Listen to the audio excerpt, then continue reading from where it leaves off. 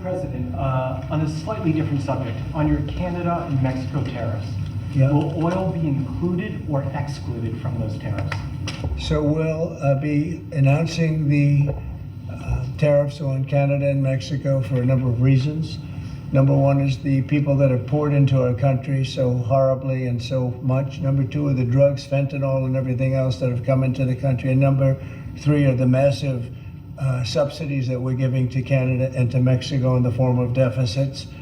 And I'll be putting the tariff of 25% on Canada and separately 25% on Mexico. And we will really have to do that because we have very big deficits with those countries. Those tariffs may or may not rise with time.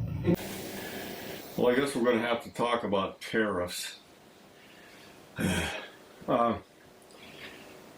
This guy's always harping on tariffs. I think it's kind of a I'm a tough guy sort of thing or some crap like that he's trying to make it how great he's going to make this country.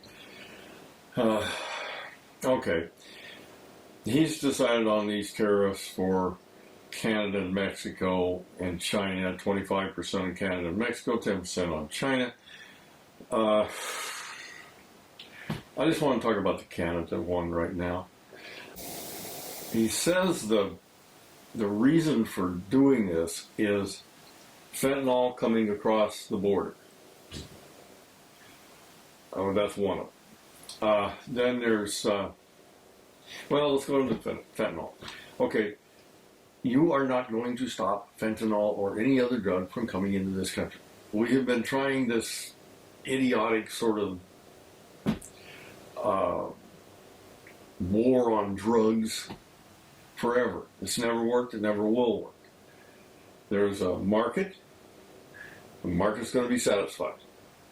It's going to happen. The only way you can stop the market is you stop the demand, which means you actually have to do some hard things like do what is pretty tough work to get people not to go to the drug, not to get hooked on drugs and get hooked and get off. I know it's not easy. Nobody ever said there's anything easy about it, but it's the only way to do it. You can't fix it with, border walls and all that crap. They'll figure that out. They always find another way. Okay, the other one was migration, which illegal migration. There's really not that much going on with Canada. There's just the border's not that porous. It's just kind of a non-issue, really. And the last one's the hilarious one this guy always seems to come up with, which is just kind of stupid. Trade deficit.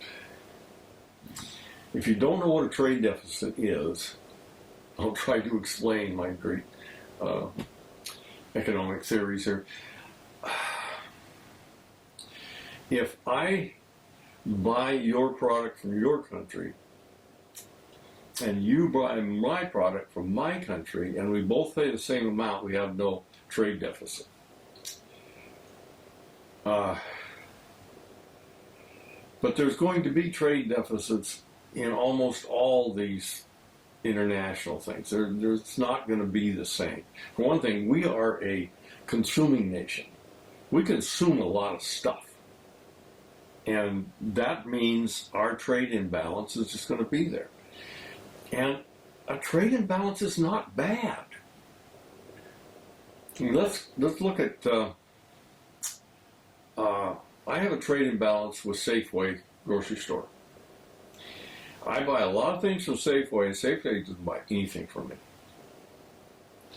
Is that bad? We both get what we want. We both get what we need. So what's wrong with that trade deficit? He talks about it like we're paying them $200 billion. That's his numbers. His numbers are usually full of crap. But, we're paying him a whole bunch of money. Like it's foreign aid or something. That's what he kind of thinks it is, I guess. I don't understand this guy.